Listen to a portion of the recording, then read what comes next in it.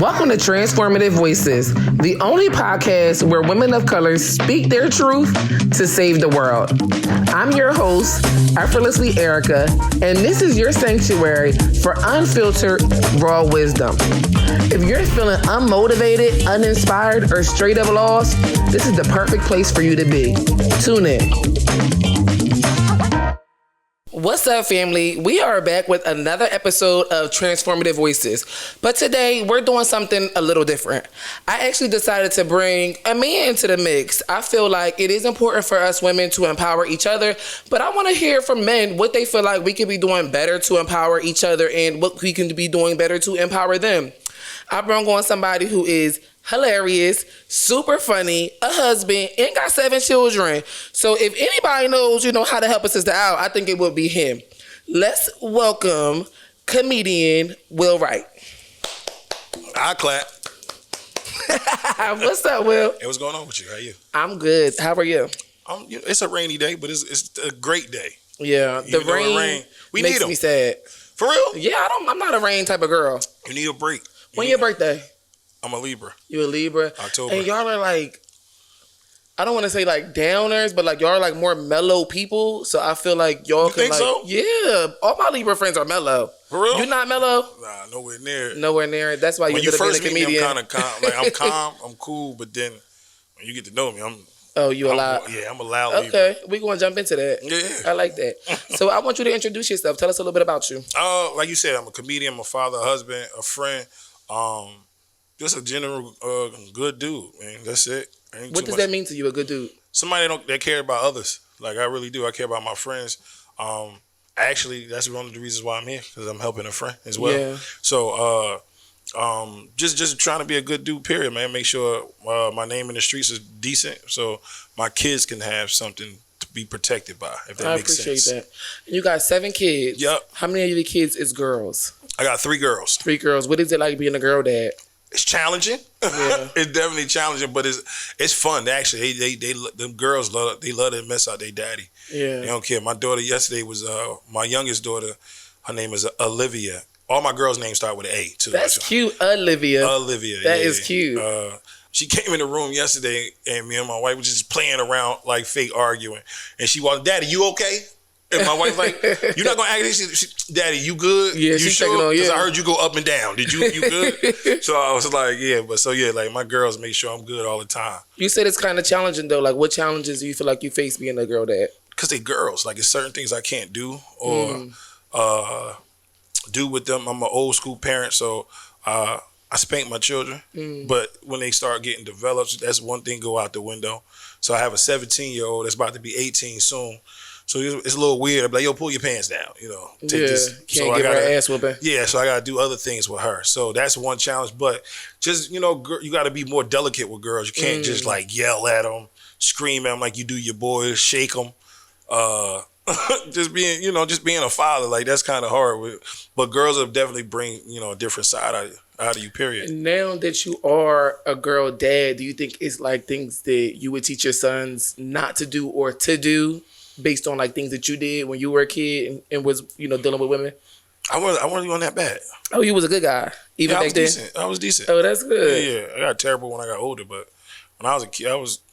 What you think is some of the, and not to your wife, like maybe in a past relationship, what do you think is like some of like the worst things you could have ever done to a woman? That I could have ever done to a woman? Like what's the worst thing you feel like you did to a woman? Before my wife? I've been with my wife for a long time. Yeah, but at some point, that's why I feel like you a good husband, so you couldn't have did nothing to her. No, I did some stuff to her. I did some stuff. I'm not no sucker. I tell the truth. I'm good. Well, even if you want to include your wife in the conversation, because I'd like to know if you did do something to her, how y'all ended up getting through it. Prayer. That's been a theme on this podcast. No, but that's real. All the guests on this podcast don't play about God. No, it's pretty I'm a preacher's kid, so. What? Your daddy was a preacher? My dad was a minister. Yeah, what? That is dope. So you grew up in the church? Yeah, I'm a church boy. Okay. So I'm terrible and great at the same time. Okay. Because it's a lot weighing on children's shoulders when you're a church kid. No, it's for real. Like, yeah, I've been in church since I was like, 4, 5? Yeah. So, I'm definitely a church boy, but I'm still a a neighborhood dude. If that makes sense. Yeah. So like, you still got culture to you. yeah, outside cool. of the I'm a church. fly guy. I'm you know what I'm saying? I got like energy, good, different type of energy. It ain't always got to be like churchy, but I could just be cool with you and say some godly stuff to you without saying like. I can relate to that. Like, you know what I'm saying? Like, I always tell people my professionalism is flexible. So like, I'm a kind woman and I'm really sweet and I'm really gentle, but I also will like really say some sharp things. No, I would say some things to you and hurt your feelings, but at the same time, that's not my first approach. Like I try to take a lot before I gotta say something to you crazy, and I demand respect. Don't ever disrespect me. That's my line. Don't ever disrespect me. I like that. Yeah, because I ain't How gonna long you and your wife been together? 17 years. 17 years. And how old are you?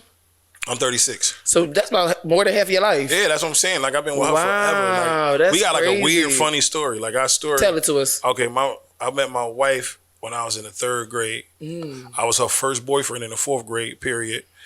Then we went our separate ways because of school. I mean, she moved away or whatever.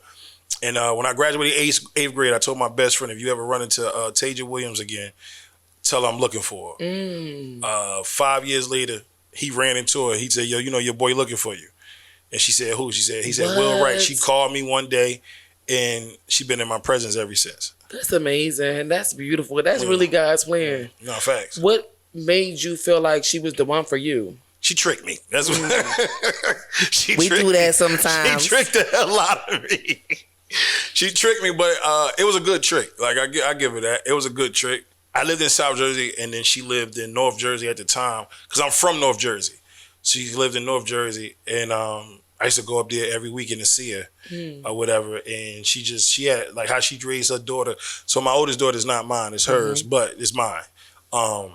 She how she was treating her daughter, how she treated me when I got up there, make sure I was fed well, balls empty. I'm gonna say okay, it. I know that's right, wifey. Taking care of her man. And then she just had like a good mommy quality about her. So I was like, yo, I would have kids. You saw her being wifey material. Yeah, so I gave her 6 of them.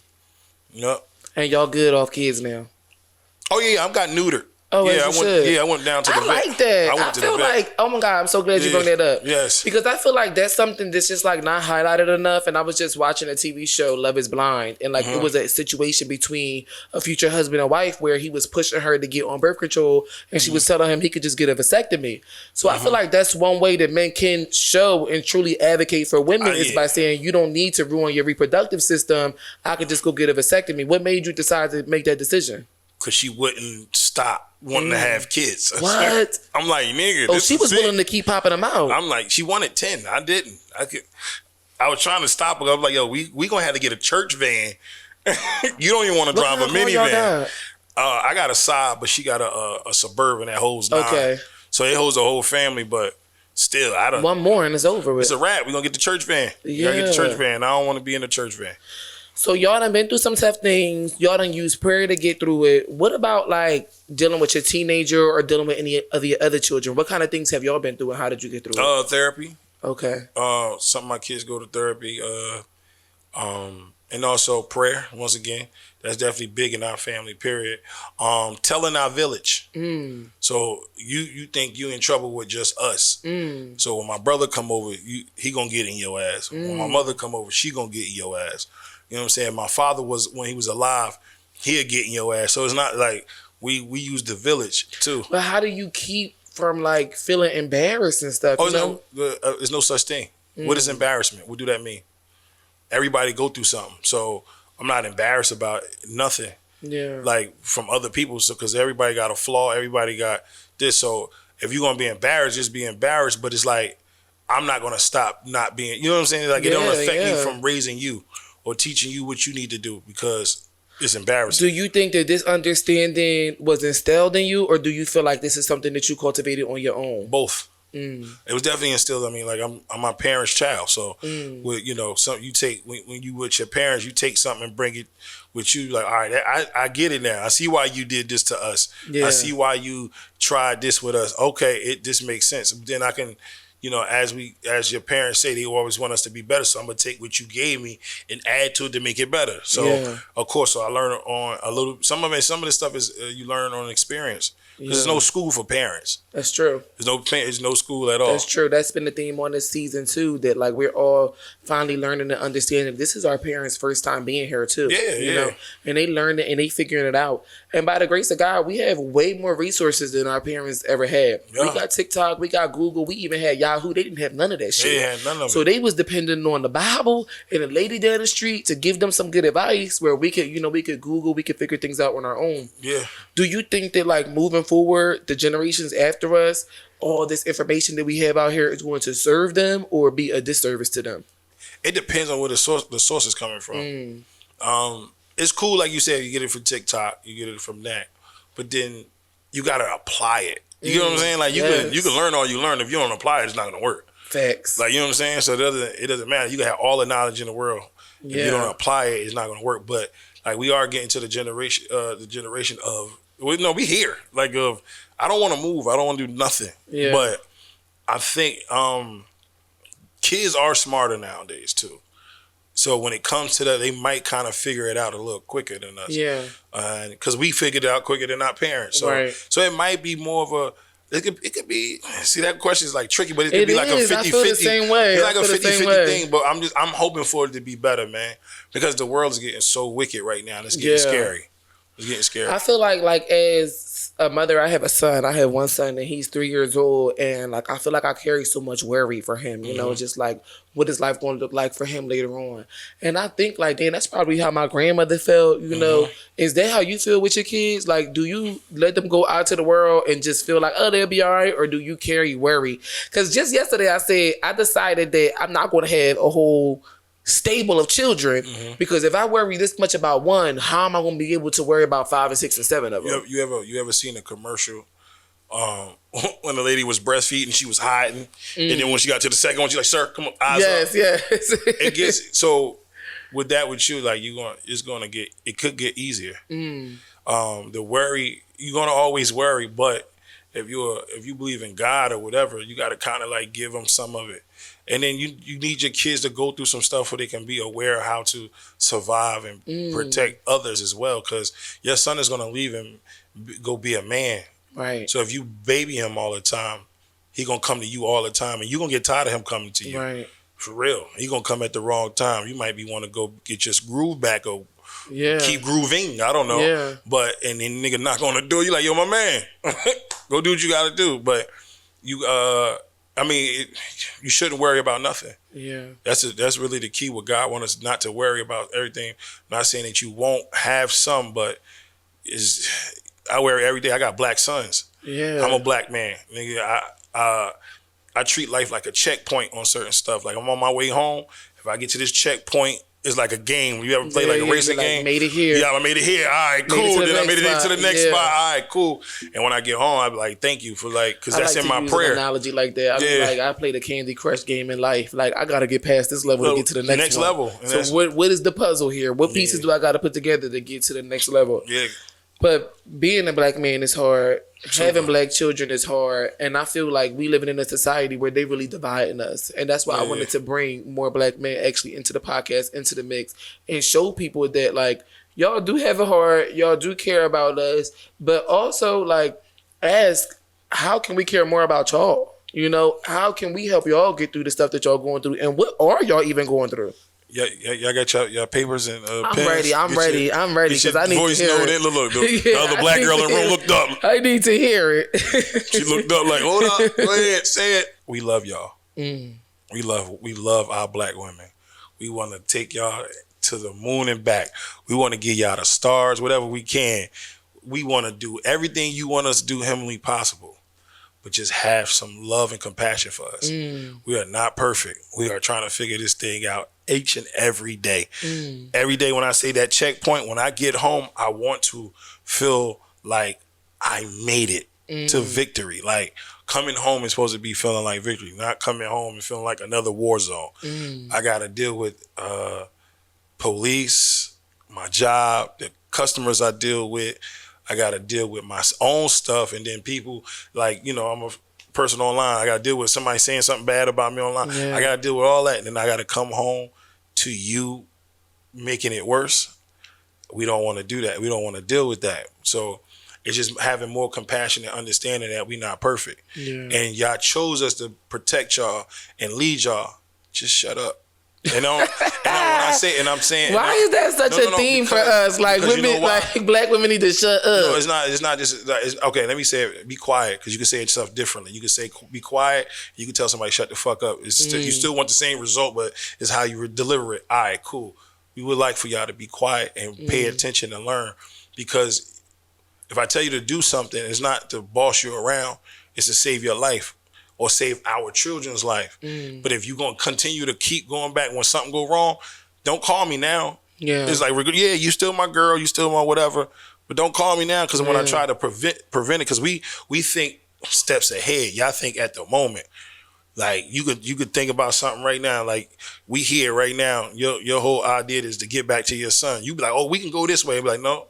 Before we go there, we got to go grab this. Yeah. We got to grab that, because it's raining. We don't want to have that. We thinking steps in advance. You just thinking, I got to get to where I got to get to. It's like, no. It's moves and stuff. But if you argue with me about it, we never going to get there. I feel like, if I'm being honest, like just from the community that I'm from, I feel like there is not a lot of good quality men to lead our women, right? Like, guys just been through so much stuff. They still experiencing their same childhood trauma. They still mad at their mom. Daddy was never there. Might still be selling drugs, in and out of jail.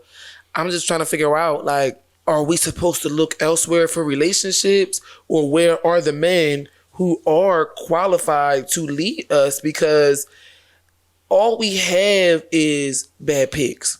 So we pick it, right? And then now there's a certain level of distrust that says, you don't take care of yourself well, so how are you going to be able to take care of me? And we just left in this weird relationship. So, it really doesn't make sense. If you tell me how that makes sense if you picked them. Because it's all you got. You know, like if you're from an area that's only 70 miles radius. Right, and you picked them, right? Yeah. So you telling me you picked this guy, he has no good qualities.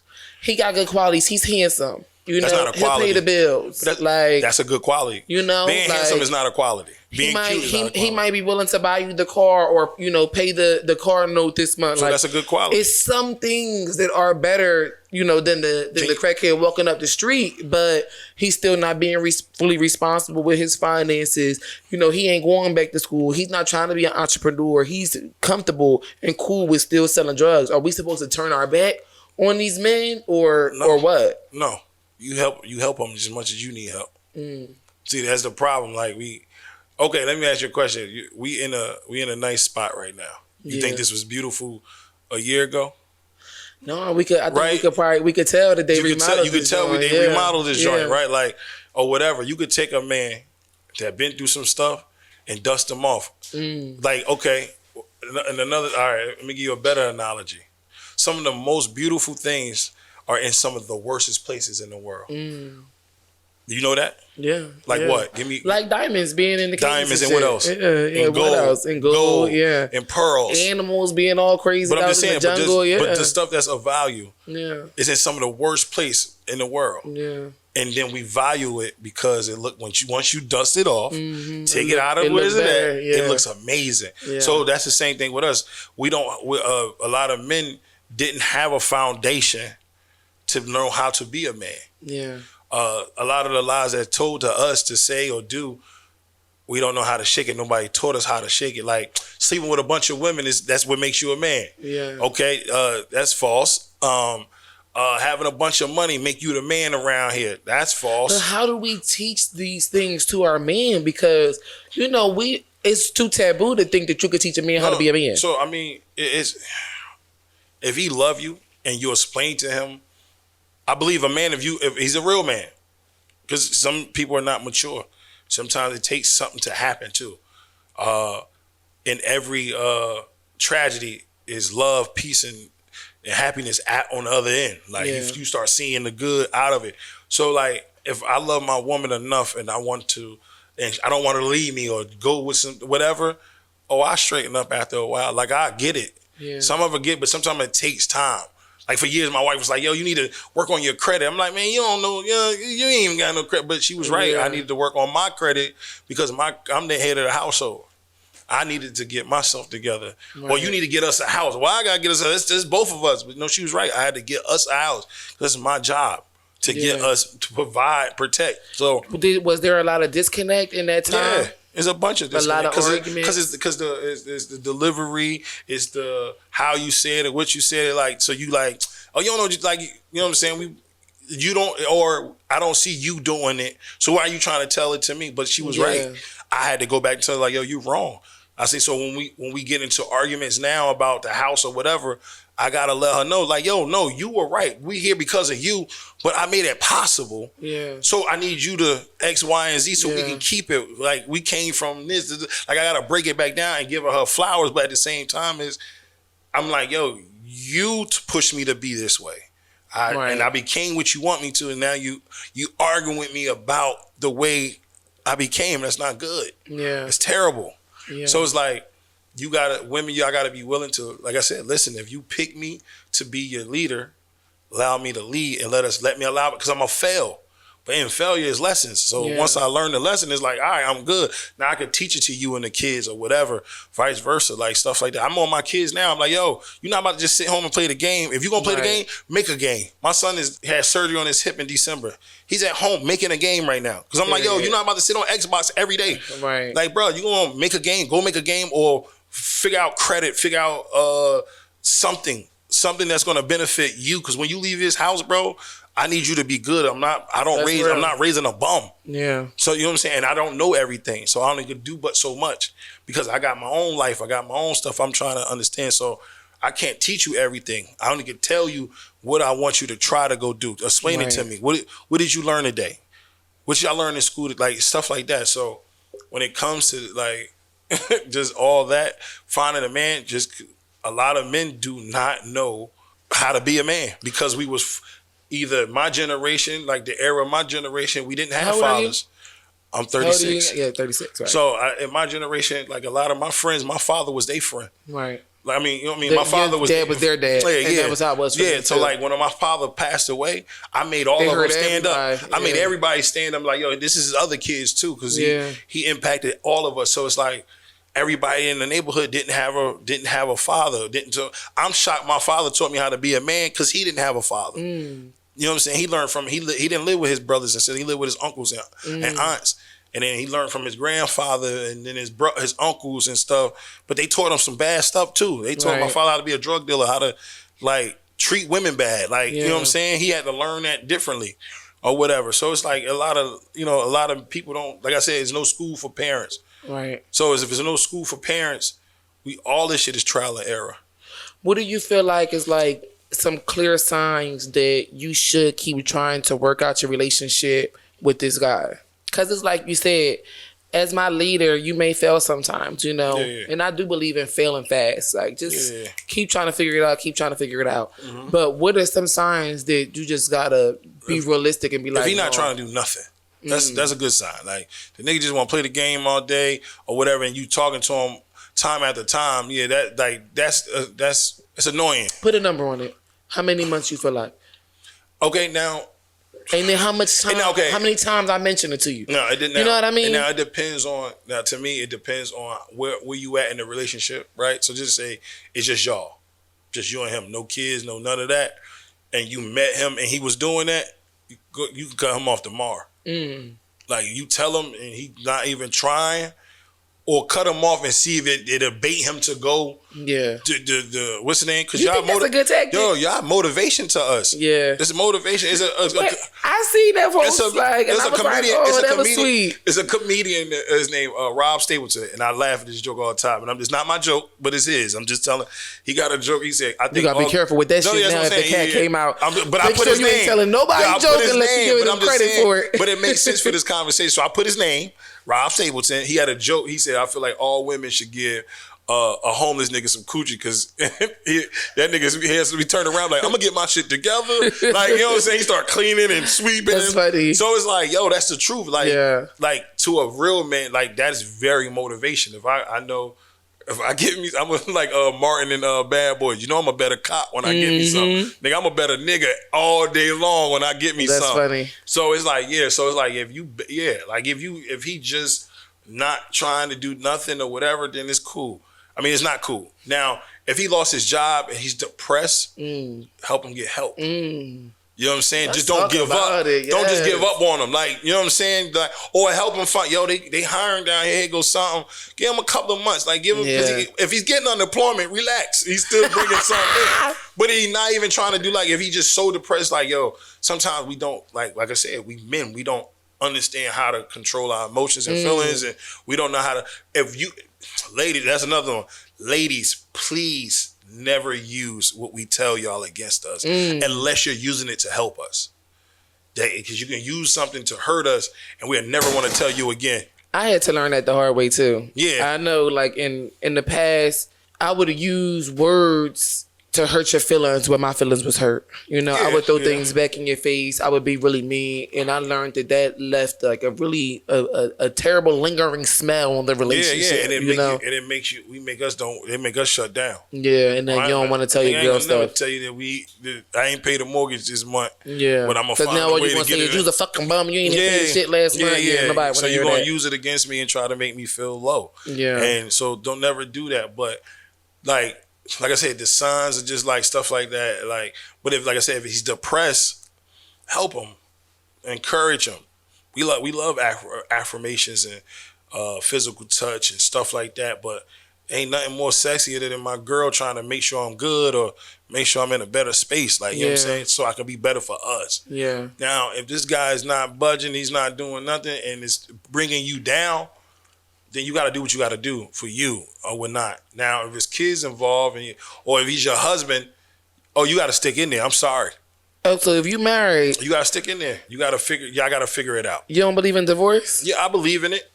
I believe in it. But so what are some reasons? So I'm asking these questions because I know a lot of women, and I'm sure sometimes men too, will live in a very delusional state.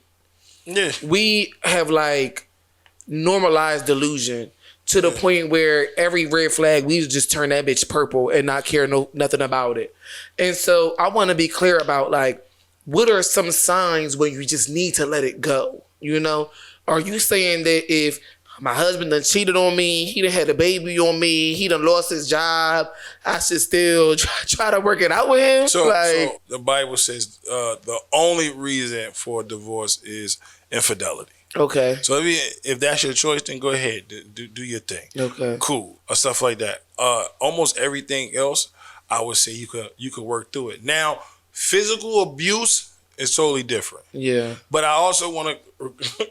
I'm not advocating for a man to put his hands on no woman, but don't act like he just came in the house and slapped the shit out. No, we literally had this conversation on one of the episodes. Like, you know what I'm saying? Like, don't. Yeah, like, that's not. I was an aggressor. Yeah, like you just punched this nigga in the face and in the chest, and he pushed you off him or something like that. Don't act like he abuser. He's not an abuser. Agreed. It's like one thing about women y'all don't understand about men. When you act like a man, we see aggression. We don't see, that's a female. We like, especially when we get to the point, we like, Red's like, you acting like a nigga. Don't act like a nigga and don't expect nigga shit to happen to you. Yeah. I'm not saying fellas that's watching this or women allow a nigga to hit you but just don't act like it's okay to jump in a grown man's face. That's not cool. Yeah. It's dangerous. Very, very important for women to recognize that we can be abusers too. No, it is not okay to be knocking your man upside the head. It's not okay to be throwing shit at him. It's not okay to be crashing his car, breaking his shit. If you don't want to be with somebody, pack their shit up gently, let them come and get it, and let them go on about their business. Or remove yourself from the situation. Like, you know what I'm saying? Like, I'm not saying that. That's what I'm saying. Like, but if he just coming out, dinner ain't ready, hiya! Like, now that's a problem. Get the fuck out of there now. Yeah. Go now. But you can work through I'm hoping the other one. Like, work through that. Like, check yourself. Do you think you would leave your wife if she cheated on you? She has, and no, I didn't leave. Oh, okay. That's major. Yeah, I didn't leave. I feel like with men, there's so much pride and ego always involved that like it's almost like women have to be perfect. No, because I'm not perfect. I didn't cheat it. I feel like on our side, it's like take care of the kids, better have a job, rich, because we gotta go 50-50 these days. Have my food ready, pop that pussy, don't get too fat. Like, I feel like the expectations for us just keep getting higher. No, I mean, okay, so in my house, my wife don't work. She do make money, but she don't work. She don't have a 9 to 5. I made it that way so she can help raise my kids. Yeah. So I do everything in my being possible to do for she don't have to work. Now, I do need help. Yeah. I do tell her, yo, a nigga need help. I'm not gonna act like I'm not. But my help, most of the time, is free. Yeah. My help is make sure the house is good, make sure dinner is good, make sure stuff like that. Because now it makes me feel like I'm busting my ass for a reason. Yeah. Because I work in chaos sometimes. I work in, and I be in drop ceilings and stuff be all over me, fiberglass and stuff like that. On top of being an entrepreneur, because it's hard to be a comedian. Like, and all you that. about to go to the Apollo. Like, that's a whole another realm of work being put in too. So I got to do all that. It's just like, if you just make me feel like I'm doing this for a purpose, then we good. That's how I feel like, yo, you don't have to go to a job every day if you don't want to. Like, you have the luxury. You have the luxury to take the kids to school and go back and lay down. Yeah. Okay, cool. But when I come home, I want some dinner. It ain't got to be done, but I need to know it's almost done or something or whatever. But that's some quality. Do you feel like it took a long time for you and your wife to like get into this flow? We still working it out. We not perfect. 17 years later. Because we was young. I was like 21 when I got married. Yeah. I got married the same day Michael Jackson died. I'm not proud of it. Yeah, I started to call the shit off. I'm not going to. Because I would have took that as, if Michael Jackson died on my wedding day. I got to go. If Michael Jackson died on my wedding day, I might not have showed up because I was upset. And I didn't even know Mike like that. I was dressed up in the living room. And they was like, Michael Jackson? I said, yo, goddamn. What? Did y'all play Michael Jackson that day? Nah, we didn't. I got married. I got married in my parents' living room. That's so sweet. It was something cool, something quick. It was like a Wednesday. You trying to make a fucking biopic, bad as shit. Like, you think you slick. He like, yeah, we just gonna keep it simple because when we make it big, they gonna see where we came from. I wasn't even a comedian. I was broke. Broke as hell, nigga. So who married y'all? Your daddy? Nah, a church minister from my old church. Oh, wow. She married us. Yeah. And who was there? All 7 of the kids? I didn't have 7 kids at the time. And how many you had? You was only 21 years, so you had about 2 of them at that time. Yeah, I had 2. Mm-hmm. She right. She's good. Yeah. She's good. Mm-hmm. Yeah, I had 2. I had my oldest daughter, Atiana, and my oldest son, Quentin. Wow. Yeah, that's it. They was there. That was it. One of my best friends gave my wife away. Wow, that's my brother sweet. was my best man. My pops and my mom was there. A couple of my aunts, a couple of her friends was there, and a couple of people that we went to church with was there. That was it. It really wasn't a lot of people. That's beautiful. In and out. Would y'all do like a 20-year wedding? I want to do a big one. She don't want to. I want to. I'm more flashy than her, so she don't really care. She's like, I want to just do just me and my kids. I'm like, well, y'all can have a ceremony. I want a big. You went to after party? Yeah, because she made me go to a wedding and I loved it. I was like, yo, this is fire. I'm mad. I mean, they had to smoke. Like what? They did all that. I was at the wedding and I looked better than the groom. Oh yeah, so you was like, I was like, yo, I got to light up. Come on now, like. But weddings cost so much money now. Like, I actually was just talking to my partner the other day, and we was talking about, what it would look like if we get married. And I'm really open to just going to the courthouse, or maybe even like flying to Vegas, just get married. Yeah, that's fine. And then when you save up enough and do the what's thing, a lot of them big weddings people get divorced anyway. Yeah, my cousin he did the same thing. He got married in my parents' living room too, and him and his wife been together for over 20 years. Wow. And then he had I think it was 15 years they did a wedding or whatever. I'm mad I missed it, but they did a wedding and stuff like that, and they looked nice. Like, you know what I'm saying? Like, that's an investment. You might as well. They already got the house, they got the kids, they got all this money. Else, so now let's treat ourselves. Now this is a treatment. Yeah, like it's a treat now instead of putting yourself in debt in the beginning. Yeah, that's crazy. I got a cousin that did that. My cousin, she took out credit cards, loans, all that shit for a wedding. And they still together? They still together. They young, and I'm rooting for them. You know what I mean? I'm rooting for them. But one thing I can say is that in my family, you don't break up. I'm the only person who ain't make it work with my child's father. In my family, you don't break up. You make it work. You gotta wait till the kids is 40 years old. Then you can tell us that it's over. Yeah. So I'm pretty sure her husband is gonna make it work because her mom and them ain't play that shit. Yeah. I do want to know though, like, you a black man, It's already hard enough having a full-time job. Already hard enough being a dad. Already hard enough being a husband. Yeah. You got things laid on top, on top, on top. How do you even make time to be an entrepreneur? Oh man, I got a wife. Like, is she like your manager? No, hell no. I would never get to do nothing with women ever if she was my goodness. but no. Keep them away. No, she like. I hate it, but she said this is her helping me. Like, go do what you got to do. I take care of this or whatever. So she like today. I've been going all morning. So, well, not all morning. I actually left at 11, so that's not all morning. I mean, to us, it's all morning. Yeah, so I left like 11. You've been out all day. Yeah, so when by the time I get back home now, I gotta get dressed to go to an event. So I'm not gonna be home really all night. Yeah. So it's like, so she's like in that sense, she helps me make the time. But I don't know, like I don't know, like I don't really, my comedy and stuff is mostly on the weekend. So it's like I got the weekday to be with the family. And me and my brother, I got one brother and one sister. My sister live in Florida though, but me and my brother, we raise our kids together, so they like brothers and sisters. Okay. They come over if I ain't got no show on the weekend, they at my house. Last night, either Friday or Saturday, he was at my house yesterday. My niece is at my house still. I love that. Can I stay? Go get in the bed. Go. It's your.